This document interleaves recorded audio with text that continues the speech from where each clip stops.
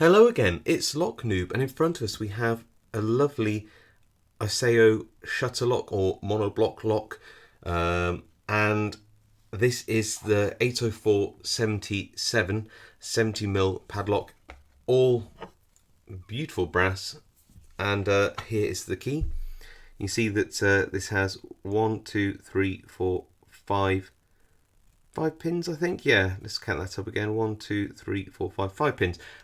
Probably would have expected 6 pins on a lock like this, but yeah, that's what it is. It's got a completely dead core, meaning it doesn't have a spring against the actuator or anything, so it is dead. Sometimes they're harder to pick that way.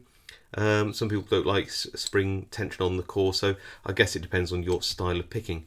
But it is a really, really beautiful lock, or at least I like it. And I'm a big fan of Iseo locks, I'll be honest, because they pick very nicely. They've got excellent feedback. And for me that goes a long way. So let's pop a little bit of Boston keyway tension in. I've got a Sparrow's Lunatic, just because I just quite like the Lunatic. It's got a nice high reach, it's got a wide ball end on it. I'm just going to go in and see what needs to be picked. So pin 5 little click, pin 4 there, pin 3 now, little click on the pin 3, pin 2, and lifting pin 2, bit of counter rotation, and we're up. Pin 1 now, feels like it's very deep set, so 1, and we are open. So it's got spools in, that's good. It's got excellent feedback, great for a picker.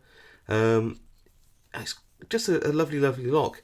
The only thing going for it in terms of its anti-pickability, apart from those spool pins, are the fact that pin 1 is extremely high, pin 4 is pretty high, and pin 3 is pretty low. So as long as you can navigate your way around that with a deep enough hook, doesn't seem to pose too many problems. Anyway, short video, but I hope you liked it, and maybe even like this lock as much as I do. Okay, I'll see you all next time.